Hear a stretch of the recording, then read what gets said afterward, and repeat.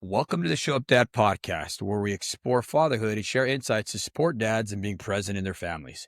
Before we start, I want to thank our sponsors. This episode is brought to you by Tallman Equipment, your go-to source for quality tools and equipment in the power line industry. Visit tallmanequipment.com to see their selection of tools. I also want to give a shout out to the Show Up Dad Foundation, dedicated to helping fathers become more engaged in their families through workshops and community support. To learn more about our mission, visit the showupdadfoundation.org. Well, ladies and gentlemen, today we have the privilege of welcoming a very remarkable guest to our show, Melissa Elguera. Melissa is dedicated to helping individuals heal from deep relational trauma, including experiences of betrayal and abandonment.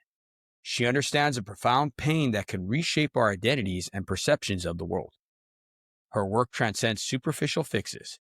It is anchored in a transformative process that combines cutting-edge brain and trauma research with the essential human needs to be seen, heard, and understood. Melissa's journey has been deeply personal as she has navigated the disorientation of trauma and the struggle of pretending to be okay. With a unique blend of fierce honesty and compassionate curiosity, she walks alongside those seeking healing, guiding them from mere survival to a place of relief, transformation, and renewed self-awareness. If you've ever felt shattered, silenced, or stuck, Melissa creates a safe space for your story and your heart to begin the healing process. Join us as we dive into conversation with Melissa to explore the transformative power of healing and connection. Welcome to our show, Melissa. Thank you so much. Glad to be here. Yeah, absolutely. Melissa, let's go ahead and open up with your story, man. Like, how did you get into this and what have you seen and all that stuff, if you don't mind? Yeah. So I've been married 19 years. And my husband, throughout our relationship and prior to our relationship, was dealing with sexual addiction. He's been battling it since a child. He was exposed to pornography very young, and that led him into having addictive behavior. And I did not know the extent of his issue when we got married. And so, as a Christian, I was like, okay, like we'll get married. It'll just go away, right? We're not going to have these problems anymore. He's not going to have a pornography issue anymore. And he thought that too. We were both very, very deceived that marriage was going to fix a problem that we had no idea what really was the biggest issue there. We just thought it was like a lust issue or something like that. Okay, so fast forward 2019, I find out that he's been basically throughout our entire marriage still in this addiction. He had been really presenting himself as free from it. He had a lot of really good facades. He was a pastor's kid. So it made it very easy for him to know how to be dual. By being a pastor's kid, he had to present himself in one way and then be different behind the scenes. So long story short, when his stuff came out, we went into separation because he was not ready to own the reality of his behavior or the issues that he had. So I ended up separating from him. And in that time, I did a lot of deep diving. I was like, okay, like I'm not okay with the way that the things that have been going on have been going. And so I need to figure out what I need to do here to heal myself and change because he's not ready to come clean. So that led me on a journey of discovering certain things like it was the first time I ever heard about parts. I don't know if you've heard much about that. I'll get into that in a little bit, but in short, I discovered that we can have aspects of us. Paul says, I don't do what I want to do and I don't do the things, he has this duality. I don't do the things I want to do and I don't do the things that I desire to do. I do the things I don't want to do. So he has this duality within himself. And there's actually science that now backs up that theory, which is kind of cool because this is Paul. He says, the things that I want to do, I don't do. And the things that I don't want to do, I do. That's how it's actually said. So anyways, the point that I'm trying to make is I started to learn about this in that time period. And I was like, because he would come to me and he'd be this one way with me. And like, I could see his genuine self, but then he had this other part of him that was very different than the part that I knew as my husband. So in short, we were separate for about almost 2 months. And then, I don't know, God kind of reached down and kind of slapped him over the head. I don't like to use that term, but showed him the reality. Like, look, dude, like this is where you're at. And in that moment, he decided that because one of the things that happened was when we were separate, it was because he wasn't confessing to me what he was doing. And I had enough evidence to say, there's something really bad going on here. And mind you, at this time, I'm like the main worship leader at my church. Like, I'm head over our worship team. I built this beautiful worship team. We were thriving, like flowing in the spirit. And all of that is now just wiped out. And he was a part of our team. And I had to kick him off. Okay. So it's like all of this is happening simultaneously while our marriage is breaking down. And so about 48 days after, he has this realization, like, God kind of met him and he told God, like, if she asks me one more time, I'll tell her everything. So I was literally like, I don't know. I was like, I'll ask one more time. I was in that place. I'll ask one more time because I was giving him the opportunity to share with me what he was doing. And he was just, silent, silent, silent. So when I did ask him and he did share, that was like the point where we started actually going into our healing journey. Uh-huh. So I say all that to kind of let you know, like, it wasn't like an overnight thing for him to come clean and then us actually be able to work towards restoration of our marriage. I had 2 kids at this time. Yeah. So I was like, he's either going to choose to heal himself with the problem he has, or we're going to go separate ways, which I didn't really want. Like, I loved the husband that I had. I knew that he had issues and hiding patterns. I didn't want our marriage to break down, but I also was one person in the marriage. Yeah. So after we got healing, I went through all sorts of stuff. I did brain spotting. I did emotionally focused therapy. I did tapping. I don't know if you've heard about that. I went and got like prophetic heart healing training and like was like, I'll go get healing through that. We did deliverance. I mean, I'm telling you, I did everything. And I was still traumatized at the end of that. And I was like, I have done everything except for ketamine, which was not legal back when I was going through my betrayal. Now it is legal to do with therapists. And at that time, my husband was like, I think you should get ketamine. Like, I think we should figure out how to help you because I was so traumatized by his behavior and what he had done. So anyways, my husband was actually right away when he did start to get in recovery and start to get the help and really start coming clean and wanting to do the work for himself. He started seeing this guy, his name is Aaron Eggman. And Aaron Eggman he was at our church and he created something called character formation coaching. And I started seeing my husband come home from sessions with Aaron. And every time he came home from seeing Aaron, he was like, had something new and something transformative that was happening in him. So in short, I went to Aaron and I said, hey, I want to like do some work with you. Like, I want to see if you can help me. Well, I started getting traction in my healing. Mm. And then I had a dream that I would partner up with Aaron. And so I went to Aaron and I said, I want to partner with you. Like, are you open to that? Because at this point, he had just basically started his coaching. And so my husband was the first person that he had as a client. So it was super cool, like how this whole thing played out. So I went and got trained under Aaron and partnered with him, along with another friend of mine who is also trained specifically under him. And then we created the whole training for character formation coaching. And that's what I do now. So that's where I got the healing. And that's where I started offering it to betrayed clients because this is where I felt like people could really get traction in their healing. Uh, So, so what do you think was the difference between all, because I'm doing EMDR for trauma. mhm. I did the affair recovery course, Harboring for Hope, and you're absolutely right. It is very, very traumatic, absolutely traumatic for the whole family. And it's crazy to think that, like, if they only knew the trauma they were going to cause, I wonder if they would still go through with their decisions. You know what I'm saying? Mhm. Yeah. Yeah. The difference that I have found is a couple things. When Aaron created character formation coaching, he and his wife were missionaries and they were like trying to use all the spiritual principles to heal themselves, but they had big T traumas, both of them. And they were deteriorating on the mission field.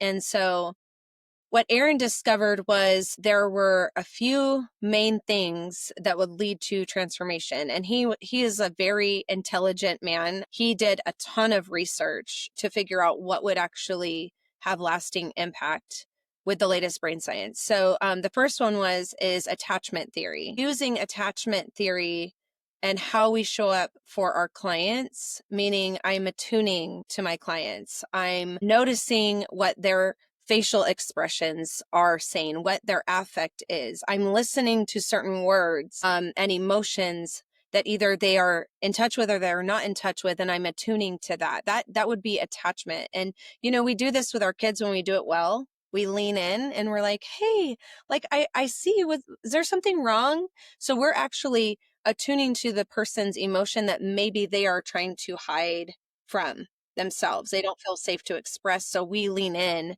to attune to that. So first it's attachment theory. The second thing is with attachment theory, that helps a person get in touch with emotions and body beliefs. And body beliefs are statements that we actually carry in our body that we believe about ourselves and we subconsciously react and live from. And so when we start to attune to a person, that person can now get in touch with what they are disconnected from. That disconnection is what leads us to act out in ways that we don't want to act out. It leads us to do the hiding pattern things that we do. So like my hiding patterns weren't, out of control sexuality, like many people that I see. My hiding patterns were eating, cleaning. Like instead of feeling, I would actually move towards something to avoid, or laying on the floor and worshiping for hours, but as soon as I get up, I'm feeling that pain all over again. So those were my hiding patterns. So I had to discover where I learned those hiding patterns, which, looking back now, I can see how I learned my hiding patterns. So when we start to get in touch with those things, the emotions and the embodied beliefs, then we can start facing and feeling in reality. So the reality of whatever it is that we're hiding from, whether that's childhood trauma, childhood pain, whether that's present issues. Like I definitely had hiding patterns within my marriage where I would just kind of be like, well, Jesus will take care of it. And Jesus was like, you need to face the reality and start holding some boundaries. And I was not, So my husband could continue on for over a decade while I just continued to turn a blind eye to his behavior and just be like, Jesus is going to take care of it, So that was a part of my hiding patterns. But once we start facing and feeling in reality, then we can start working on the traumas that we have been hiding from or the pain that we've been hiding from.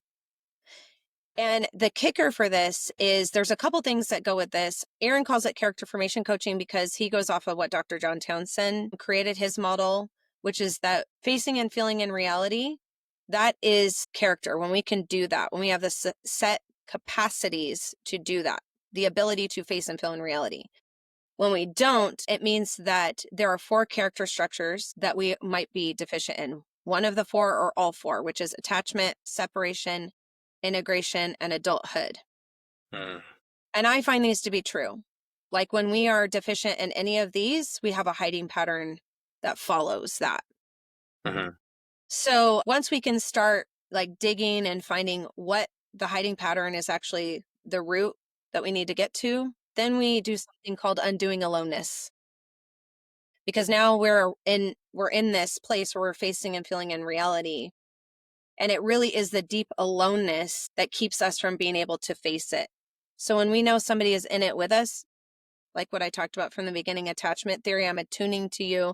I'm not afraid of your emotions. I can sit with you. I'm not afraid of what you're going to say. Like I have sat with clients that have told me some pretty nasty stuff.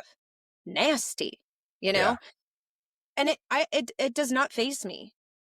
I might feel with them. I might have, feelings of devastation with them.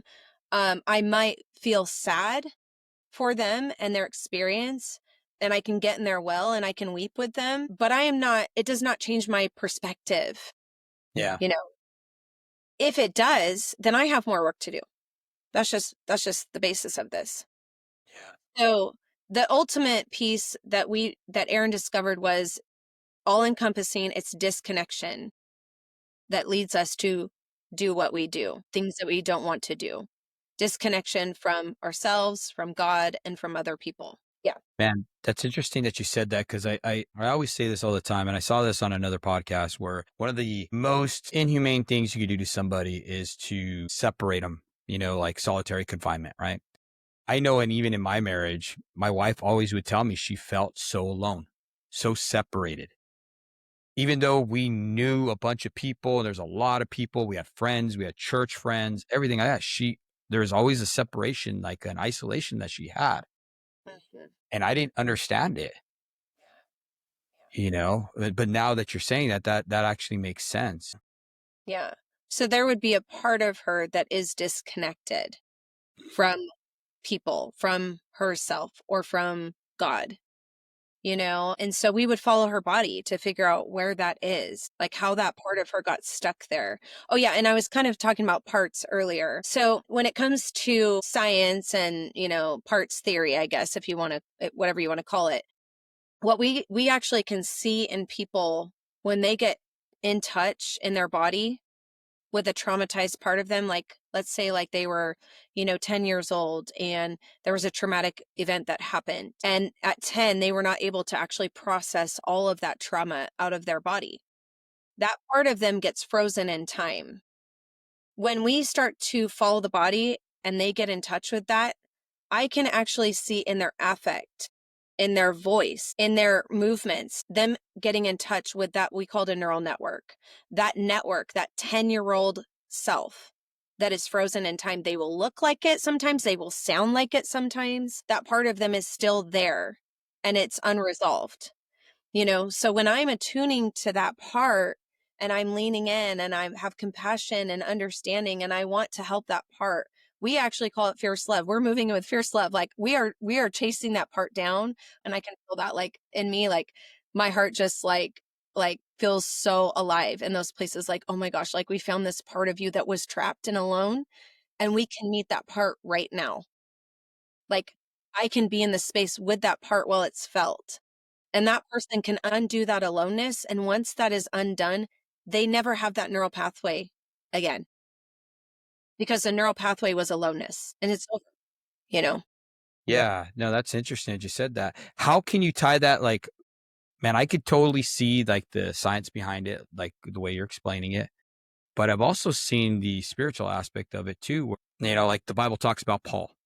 Here's this guy who thought he was doing the right thing. He was killing Christians. He literally thought he was doing it for God. And it wasn't until he had that godlike moment on the road where Jesus struck him blind. And he said the scales fell off his eyes. Mhm. So I've talked to other pastors, I've talked to other believers, and stuff like that. And a lot of times until they hit that, until they get that understanding, right? Even afterwards, they're like, man, I can see now. It's like I've been blinded. And I've asked other pastors, and the pastors all said, it's like there's certain spirits that attach to people that cause them to be blind. So they're actually looking through rose-colored lenses. He's like, and they think everything's going good, everything's working out. They know something's wrong, but they can't see it because they've been spiritually blinded.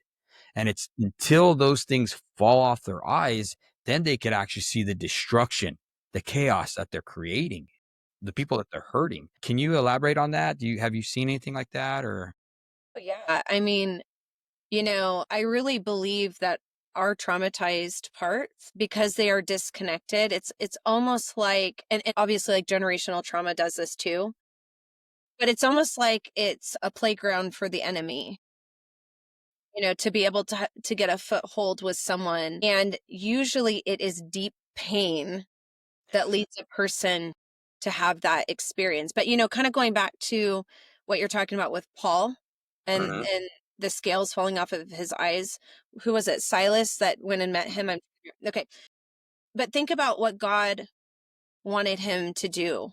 Like God wanted Paul to actually be with Silas. He wanted Paul to learn Yeah. and be with people. And the aloneness piece, Genesis 2:8, and this is before the fall of man, that it's not good for man to be alone.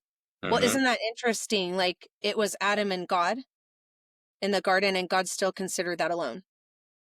So there's a piece that us as Christians have missed. We like think that we're doing this, I think, in Christianity by going to church and like having community, but we're still hiding. We're still covering ourselves with fig leaves. We're not letting people know the deeper insides of us where we're hurt and traumatized. We just kind of go and put the fig leaves on and have a smile, and like nobody actually knows what's going on in our brokenness.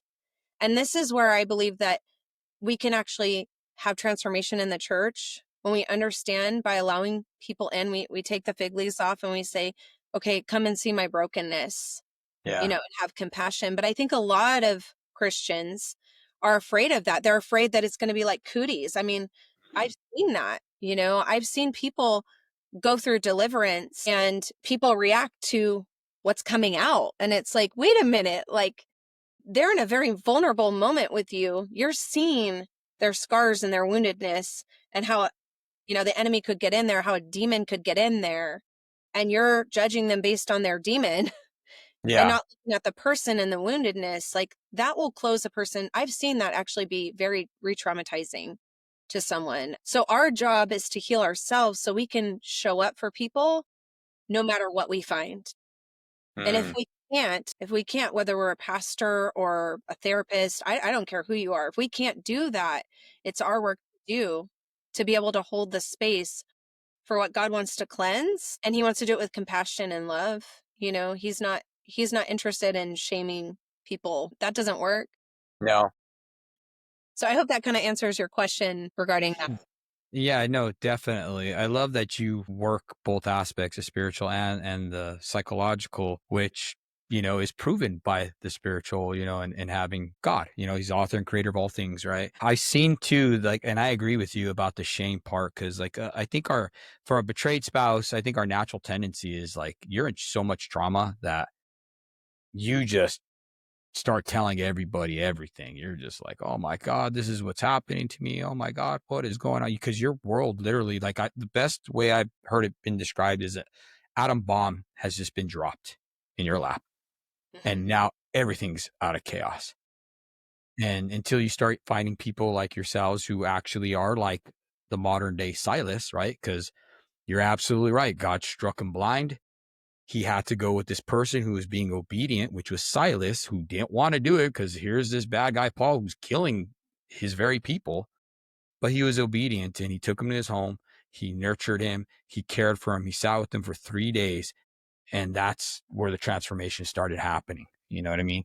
The Yeah. scale falling off. So that's awesome that God has made people like you to be able to walk through these people that are extremely, extremely hurting. That's the one thing I'm learning now is that the people that cause this are very, very, very hurting people, Yeah. Yeah. It's true. and modern society says write them off. I mean, you can go on all the forums and everything that's on there. It's like, leave them, leave them. Once you take the trash out, leave the trash out. There's so much hatred and stuff like that out there, but they don't take the time to actually take the log out their own eye before they call out the speck in someone else's eye, I guess. You know what I'm saying? Yeah. I think it's traumatized people, shaming traumatized people. I wouldn't do that in my trauma. Well, actually, you might. Like, I've seen betrayed partners go and do the same things after they've been betrayed. I've seen them go and have affairs after with married people. So they end up doing the exact same thing. I've seen them hurt people in the ways that they were hurt. But then they can't see their own, issues within that. They're just so focused on the fact that they were victimized, which I get because I mean, I lived that. So I do understand that. But there comes a point where you have to take responsibility for your own trauma. And if you don't, you stay in it and you fester in it. And I liken that to, like stagnant water. All sorts of nasty stuff comes out of stagnant water, but you're drinking it, and you're saying, oh, well, I'm justified to drink this because, this happened to me. And it's like, well, yeah, it did happen to you, but you don't have to drink stagnant water. You can Yeah. heal yourself. You can keep going and trying to figure out what you can do to heal your trauma so you don't bleed all over everyone else. But I do feel like betrayed partners are very misunderstood, because the impact on them, it's multi-dimensional trauma. It is global. It's global. So it's not just the relational trauma. It's not just between me and my partner that this happens to. It now impacts my sexuality. It now impacts my spirituality. I mean, that was one of the first things that hit me. I had never questioned God in my life, hardly at all. Like at that point, when I had the level of trauma and betrayal that I did, I started questioning God, you Mm. know, and where could I go with that? safely to be Yeah. like, hey, I'm actually, these are not my thoughts. Like, I am literally grappling with my spirituality here for multiple reasons. Like, I had prophetic words around my marriage. I had my husband and I did worship together. I mean, how do you make sense of that and be like, okay, God's in this. Oh, he's for me. That was hard. I had to figure that out. If I didn't have the safety of people to be gracious with me and not afraid of my process, like I wouldn't have made it on the other side of that.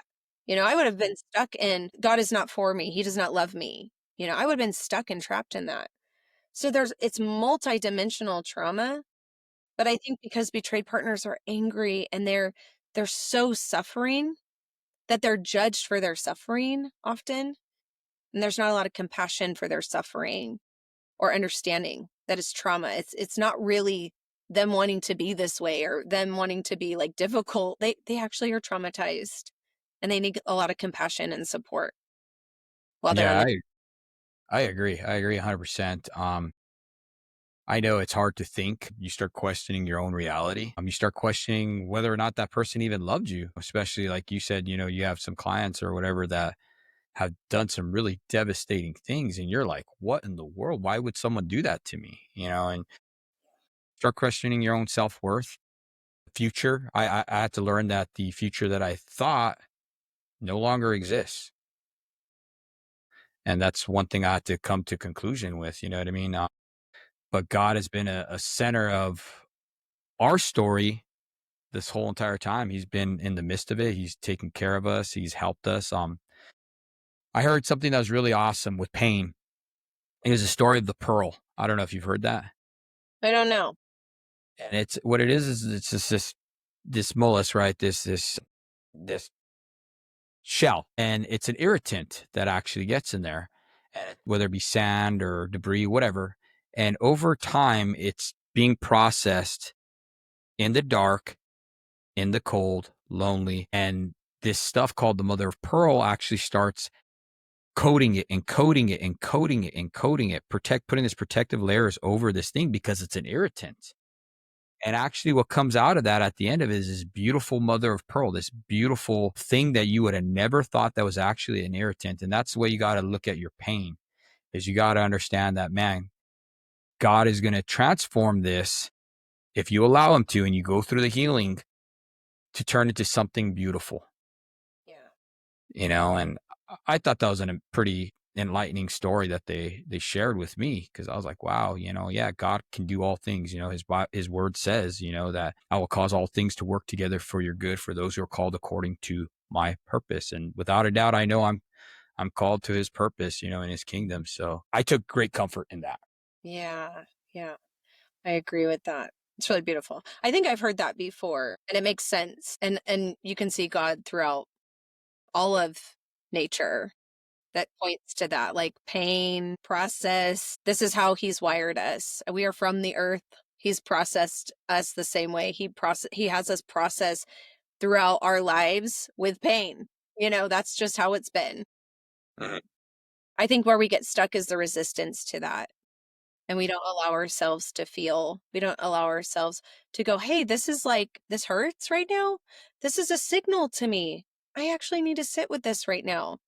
My pastor used to say, emotions and feelings are like a light on your dashboard saying something needs to be addressed here. But if we ignore that signal and we just brush it off, you're going to have a breakdown over time. And so I love that analogy of the pearl because that's the irritant. It's like there's shaping in that if we allow it to. But if we don't, then yeah, we're going to maybe go through it again, or it's going to be lumpy, or it's not going to be, perfect. I'm going to say Yeah. perfect, but you know what I mean. Yeah, no, I agree. I like that you said you're going to go through it again, because that's the way God works. If you fail the test that you're going through, right, you're going to go through it again until you learn the lesson. And that's what I've seen. If you fail the lesson, you're going to go through it again. I'm tired of going through lessons. I honestly am. You know what I mean? I know life's a process of sanctification, and I know God's continuously transforming us. And he wants our cooperation, and sometimes we can't control what other people are doing. Sometimes their pain, like you said, is going to spill over into us, Mhm. Yeah. and God's got to take them through their transformation as well. But I do know one thing, that it is the goodness of God that causes people to repent. I'm not saying be a doormat for that person. I'm not saying to trust that person, because betrayal, your trust is shattered. Your word means literally nothing. And I always say that trust is earned in drops and lost in buckets. And you're gonna have to build it, not even with your spouse or whatever, but even with your children and everybody who's involved in this situation. You know, their whole reality has been shattered by your decisions. Do you work with children and stuff like that as well, or the families, or just individual, or how does that look like? Yeah, I have worked with a lot of children. More recently, not quite as much, just because I've got mostly the parents coming to me, but I have worked with children, and I do see I actually work with adult children of infidelity as well. Wow. And the impact on the children is huge, and it's not what you think it is, though. Okay, so a lot of people are like, they're just gonna think that their parent's a jerk now because, they had an affair or whatever. It's not even that. It's that the mother or the father, if they were emotionally present before, they are now not present. And children cannot make sense of that. The only thing that they can think when it comes to parents is that they're not here for me. I need them for survival. I liken it to like they're like God to me, little g God, because I need them for survival. I cannot survive without my parent. And so when a parent doesn't show up anymore emotionally, the child has no other capacity but to believe that something is wrong with them, that Mm, their parent is not showing up. And so when a parent is going through betrayal and they have no ability, they have no capacity to sit with their children's dysregulation, to sit with their needs or desires, and the child doesn't understand what's going on, which usually they don't, and we don't tell them. We try to hide it from them as parents. The child is picking up on something. yes. They know the parent has changed. And so those children often grow up very anxious. Like my 7-year-old son, he has anxious attachment because of that, because he was 18 months old when I went through betrayal. I had 2 solid years where I was emotionally horribly erratic. I was not stable for Mhm. 2 years. Remember when I said I went through all these things to try to find healing and I couldn't find it. And so my children paid the price for that. Mm. And it wasn't their fault. And, there wasn't anything I could do. I was trying, but I Yeah. was literally so dysregulated all the time from the betrayal, from the trauma, that my children suffered from that. So now I'm having to do all sorts of things to help them heal. Mhm. And it's been almost 6 years. Both of them Wow. have had to go through so many things to heal, you know? So I Mhm. still have to show up for them now. Like my 7-year-old, I have to show up for him now in a lot of ways that I should have been able to show up for him when I was going through that, you know? Yeah. He has a lot of young parts of him that were traumatized from me not being able to be there for him when I was very solidly there for him before the betrayal. Yeah. How does it look like from the aspect from the betrayer? Like them, like how do they affect the children? Have you seen? Yeah, so I think that they're often an absent parent in a lot of ways emotionally. They're already disconnected because they've already been living dual in one aspect of themselves, even if it wasn't necessarily betrayal from the beginning. There's a duality piece. So kids pick up on that. They're not oblivious to the fact that there's a hiddenness from a part of their parent. So there's an instability for children in that. They may not feel like they can connect to the parent. They might have a avoidance with them in some way, shape, or form. Or when the infidelity is found out by the children, sometimes the children will, depending on how the betrayed response. So if the betrayed is going, oh, your dad or your mom is a jerk and they're horrible. Well, now that child has to pick a side, which ultimately means that they have to feel like they have a part of them that is bad too. They grow up to be adults that either pick another partner, like the partner that their parent was that betrayed their parent, or they become the betrayer in the relationship. So it's generational trauma that happens with this. Yeah, I've seen that with, just in people that I've dealt with where their parents were, betrayers, and they swore up and down that they would never do that. They didn't want to put their kids through it. And then they wind up, it's almost like a self-fulfilling prophecy. And then they wind up doing it. And it's like, it's crazy that you said that it's generational, because it is, Mhm. it Yeah. is a generational thing. Yeah. Wow. That makes total 'Cause sense. you can't judge a parent without judging yourself. Mhm. There's no way. Like, as a child, you cannot look at your parent and think they're bad without, even if you're not conscious of this as a kid, subconsciously you do villainize a part of you. So the best thing to do is, like, if there's an affair, is not to bash the person who's had it, not make excuses, right? Not make excuses, but you can talk about that person as a human, and still have compassion for them and detach from it for yourself, for your children, your pain in that, you know, for the Yeah. sake of your children. They I need think, that. yeah, they definitely do. I think that's wise wisdom right there. I try to always just go back to what the Bible says, and we don't tolerate sin, and anybody could fall. Anybody could be anybody, could be me, could be you, could be whoever. You know what I mean? And you don't have to agree with it, but what did Jesus say? Love the sinner, just don't love the sin.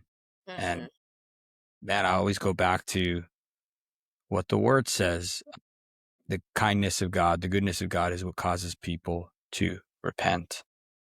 And that's a process. That is, how do you be good to someone who shattered you and your Yeah. family and your thoughts and everything like that? It's total reliance on the Lord Yeah. is what it takes. Because man, that's, like I said, it's an atom bomb that goes off. Yeah. Yeah. And of course, there's going to be a part of you that wants justice. And that's another hard one for the betrayed to swallow. You're never going to get justice for this. Never. Mhm. It doesn't matter if you go and betray. Like, your partner who's betrayed you has a different brain, different body, had different traumas. So it will never impact them the same way that it impacted you. Never, And so grieving the fact that you'll never get justice, that's how we heal. That's actually how we truly forgive, is Mhm. going like, okay, I'm going to let myself sit with this. Like, I hate this. I hate that I'm not getting justice. I hate that, this happened to me, and that there is no real justice for me in this. And yet, like, God sees that. Like, he's not blind to that. He doesn't dismiss that either. He grieves with us in that there is no justice for the betrayal. But the sooner that we can grieve that and process that, the more we can release the person and move into acceptance that, okay, this is my reality. And then we can see the person on the other end is like, yeah, man, they're broken, and have boundaries, not tolerate harmful behavior, because that's a part of this, right? A lot of Christians, they think that we just need to stick it out and just tolerate abuse. And it's like, absolutely not. No, there is no biblical basis for that, to tolerate abuse. And in fact, we as Christians often become enablers to Mhm. abuse when we tolerate it. We don't have boundaries. We don't consider how this is impacting us. And we just put a spiritual label over it and just be like, oh, okay, well, I'll just, Jesus is good, God is good, and I'm going to just sit here and keep tolerating this. We actually become enablers to people who have been harmful, because there's no accountability for their behavior, their actions. And most likely that's repeating their own childhood. Like, their childhood probably didn't have accountability or boundaries. Mhm. And so now here they have a partner who's doing the same thing and just allowing abuse. And that's not all partners, but it is very common within Christian circles. I find that to be very common because we turn the other cheek. But you can't apply this here. It doesn't apply here. You can love them with boundaries. Yeah. How have you seen where I know, like, just through my research and stuff like that, a lot of the things they say is like affairs are like a three-legged stool. So a third of it is some of the parts in the marriage, right? that needed to be changed. Another third is the home you were raised in. And then the other third part of the affair is the culture that you're in, like who you're surrounding yourself by and stuff like that. And they said that that's the makeup of what usually creates an affair. It's not just the marriage is bad, I'm going to go sleep with somebody. You know, it's typically those three makeups right there, a third, and a third, like a three-legged stool, they call it. Have you seen that, or, can you elaborate on that, or no? It just, No, nope. I don't find that to be the case at all. I think if we're going to insert the marriage at all, Mhm. the person is triggered in the marriage, but our triggers are ours. Mm. So where do they come from? The trigger didn't come from the marriage. The trigger predates the marriage. Mm. So let me give you an example of this. Okay, so you get into your marriage and you have an expectation that this person is going to be XYZ to you. Okay. And then they show an aspect of themselves that isn't going to be the X. Okay. You interpret that internally as, oh, this is like my parent. I'm not going to get my needs met here. And you withhold vital information, meaning like you don't go to your partner and say, hey, like this actually hurts me. I feel alone. I feel sad when you do this. The majority of people that I see that have betrayed their partners don't come to their partners with that information. The majority, I want to say like 99%. They show up in the marriage just like how they were shaped in childhood. So if in their childhood, they weren't allowed to have needs, emotions, feelings expressed, then they show up in the marriage the same way. And they expect their partner to be knowing what they're thinking and needing. They actually subconsciously expect that. And their partner is clueless and their partner is not a mind reader. And then, yeah, so then there's this trigger that triggers something from childhood, or maybe there was a death. Like I've seen this actually a couple times. There's a death, a trauma or something like that. And the betrayer does not know how to handle that because they don't know how to process emotion. They don't have capacity to sit with their own emotion and process that and bring that into relationship. So what do? They go and they numb and escape with an affair. So I don't find the marriage generally to be a part of this at all. It's a trigger, a dynamic might be a trigger, but the Yeah. trigger didn't start with the marriage, you know? Yeah. And, I can give a piece from my own story. Like my husband, like I said, he was exposed to pornography really young, but he was also a pastor's kid and he learned duality very early. He learned to Mhm. have a part of him completely severed off from his authentic self, which incorporated like his spirituality and all of that. Well, that part of him is what chose me. Like his authentic spirit led self is what chose me. Then he had this whole other part of him that I didn't know about, you know?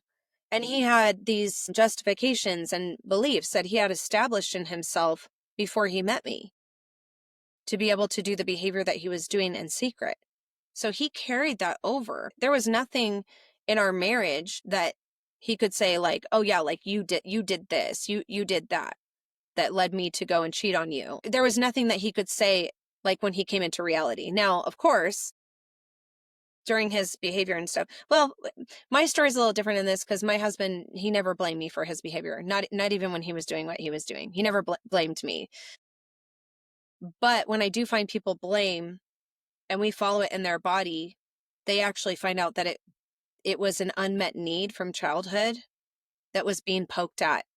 The Mm. marriage was poking at it, but it already existed on the inside. Yeah. Mm. Yeah, that's too bad. That you're absolutely right that it's that trauma that is being poked at, right? I always look at marriage as a mirror. The way God intended is He took two imperfect people, put them together, and your reflection to your spouse, Hmm.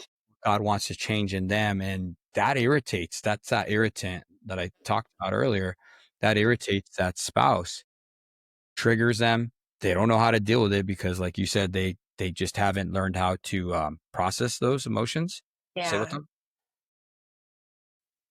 And all of a sudden now it's finger pointing. Now you did this, you didn't do this, you didn't. And then, man, even the crazy part, like they have great platforms like TikTok and stuff like that, where you can find people like you who have great knowledge.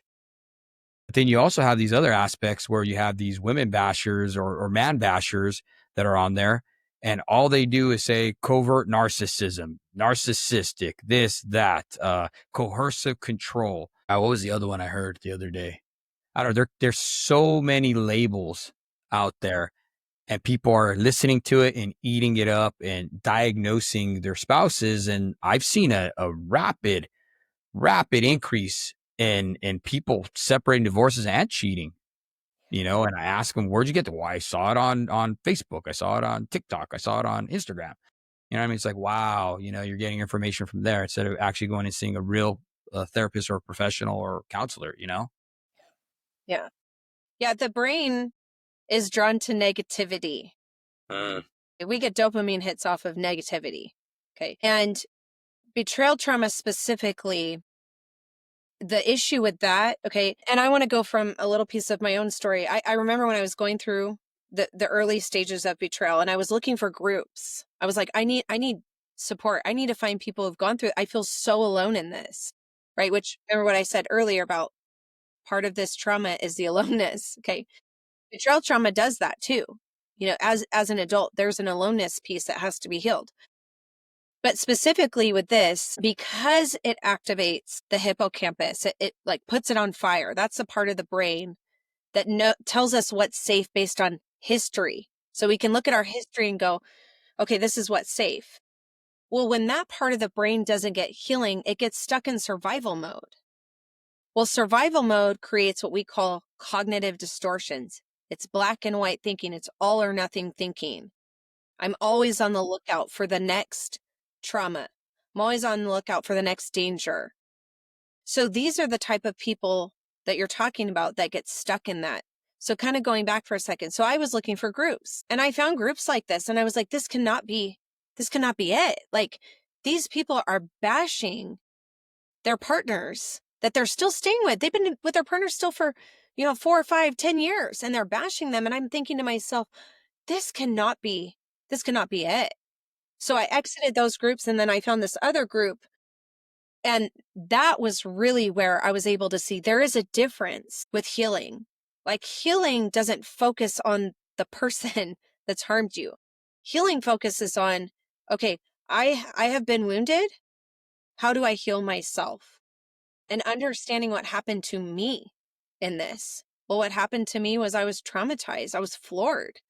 I was shattered. Like, every aspect of my reality was toast. And I can go one of two ways. I can either let this take me down, or I can figure out how to heal myself so I'm not 10 years down the line looking like this person. And I, I have compassion for them, the people that are calling people narcissists and stuff like that. But you are living very miserably in that place. You are stuck in trauma. You are not healing. You are trapped. And until you can start looking at this and going, this is actually a survival part of my brain. I am not moving through the process of healing from betrayal. I am stuck. You'll stay there, and then you'll find people, what is it called? Bias confirmation. This is a real thing where people actually find each other and they flock together, and they try to say this is factual.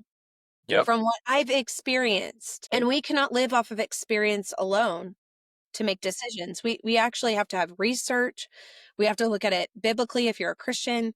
There is a lot to this.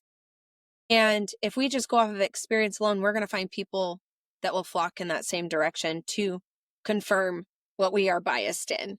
So those are the people that you see. Yes. And I'm not for it. I will not sit and get on the bandwagon of that, because it doesn't do me any good. Like, my life is good. I've actually I've healed myself. I have post-traumatic growth, and I'm bringing people along with me.